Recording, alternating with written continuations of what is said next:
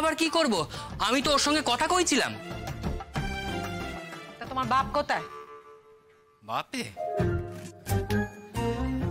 সে তো সনৎ কাকার ঘরে গেল।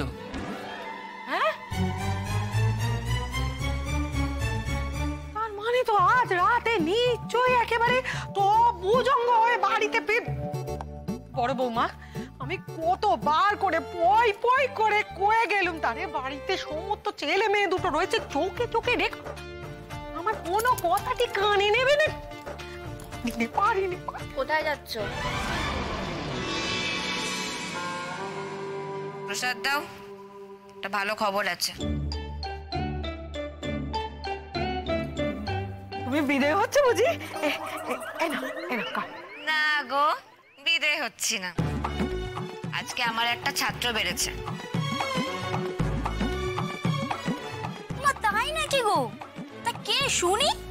এবারে তো সবাই মোটামুটি তোমার কাছে পড়তে আসে। ওই তো হবে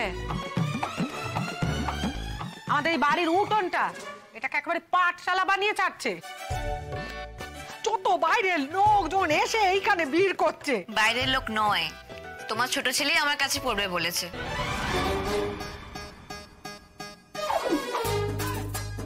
জিজ্ঞেস করে না?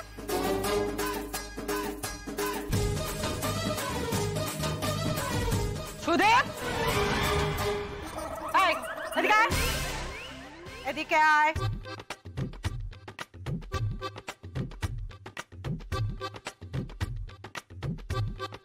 কি কইছে?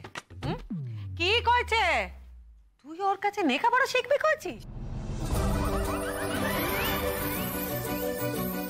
ওকে লেখাপড়া শেখানো আমি কয়ে দিচ্ছি, স্পষ্ট করে তোমাকে কয়ে দিচ্ছি। দেখো, তুমি একটা অনাত্মীয় মেয়ে, তোমার জাত কুল বাপ মা কোনো কিছু না দেখে শুধু তোমার মুখের কথায় বিশ্বাস করে আমরা তোমাকে এই বাড়িতে ঠাঁই দিয়েছি। আর তার জন্য কি হলো না, আমাদের বাড়িতে পুলিশ এসে হানা দিল। কত বিপদের পর বিপদ। আর দয়া করে আর তুমি নতুন করে বিপদ দেখে এনোনি তো। দেখো, আমার এই ছেলে, আমার ছেলেটা মুকু চুকু মানুষ, ও মুকু চুকুই তার, ওকে লেখাপড়া শেখাতে হবে না তোমার। লেখাপড়াটা একটা ছুতো মাত্র, আমি সব বুঝি। দেখো, এসব কিন্তু আমার মোটে পছন্দ হয় না, কেউ মোটে না। মাসি, তুমি আমার কথাটা শোনো। তুমি আমাকে বিশ্বাস করতে কেন পারছো না গো? তুমি কেন আমাকে ভয় পাচ্ছ? কেন তোমার মনে হচ্ছে আমি তোমার ক্ষতি করতে পারি? আমি কেন তোমার ক্ষতি করবো বৌদি? তুমি বলো, আমি কেন তোমাদের ক্ষতি করবো? তুমি বলো দীপা, আবার কি ইন্টেনশন? আমি কেন ক্ষতি করতে যাব? তোমরা আমাকে আশ্রয় দিয়েছো, দরকার হলে আমি নিজে প্রাণ দিয়ে তোমার পরিবারকে বাঁচাবো। আমি তোমাদের কোনো ক্ষতি করতে পারি না। তোমাদের এই ছেলে, এটা দোকানে বসে, কোনো হিসেব জানে না, কোনো অঙ্ক জানে না। ওকে লোকে এসে ঠকাবে, ওকে বোকা বানিয়ে চলে যাবে, সেটা তোমার ভালো লাগবে তো? ভালো লাগবে তোমার? তুমি বলো না মাসি। মা মা, ও কিন্তু ঠিকই কথা বলছে। বাড়িতে যদি কেউ একটু হিসেব জানে সেটা ভালো না? ভালোই তো। তাই তো বলছি আমি। দেখো,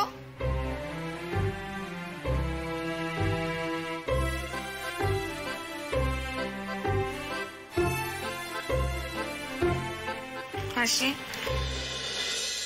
তুমি আমাকে একটু সময় দাও, একটু সময় দাও, একটু ভরসা করো। তোমার ছেলেকে আর কেউ বোকা বানাতে পারবে না, সত্যি কথা বলছি। দেখো বে, মেলা বকেছো তুমি। কাটা যাচ্ছে নজর, তার কি হবে বাঁচা? না না, আমাদের এই গ্রাম ঘরে না এসব কিছু চলে নে, একদম চলে নে। সমস্ত মেয়ে একটা আন পুরুষের সঙ্গে গড়ে দৌড় দিয়েছে। ছি ছি ছি ছি ছি, কেমন মেয়ে মানুষ তুমি? মা, এসব তুমি কি বলতেছো? ওইটা তো আমি দিয়েছি। আমি সব শুনেছি বাপু, সব শুনেছি। এই বাড়িতে আসার পর থেকে না একের পর এক কেল দেখাচ্ছে সবাই আমাকে। মা, তুমি ভুল বুঝছো। ও দৌড় দিতে মানা করেছিল। আসলে দীপা আর বৌদি এত জ্বালাচ্ছিল বলে আমি দৌড় দিয়ে পড়তে বসেছিলাম। থাক থাক বাচ্চা, ওর হয়ে তোমাকে সাউকারি গাইতে হবে না। ঠিক জানি, জানি তো এই বাড়িতে মেয়ে মানুষ একদিন না একদিন বেপদ একটা গোটাবেই। মাসি, তুমি যা ভাবছো না আর যেটা নিয়ে চিন্তা করছো, সেটা কখনো হবে না। এই আমি তোমার ছুঁয়ে বলছি, সেটা কখনো হবে না। আমি এই বয়সে না পুরো দুনিয়াটা দেখে নিয়েছি। আমি জানি যারা নিজেরা বিপদে পড়ে আমাকে বাঁচাতে চাইছে তাদের সাথে কোনোদিন আমি বিশ্বাসঘাতকতা করতে পারবো না। তাহলে না আমার নরকেও ঠাঁই হবে না। দেখো তোমার এই বড় বড় কথায় না আমি আর ভুলছি নে। আমার মনে হচ্ছে তুমি খুব বেচাল করছো। দেখো আমার এই স্বামী শ্বশুরের বিটেতে না আমি কোনো পাপ কাজ হতে দেব নে। হবে না, কখনো হবে না।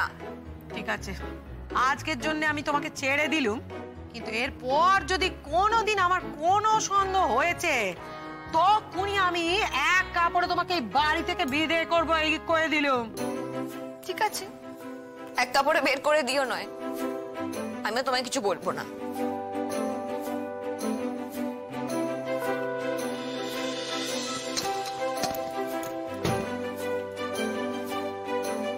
এই দৌড় কখনো দেবে না, আমি কয়ে দিলুম, খোলা থাকবে, কেমন?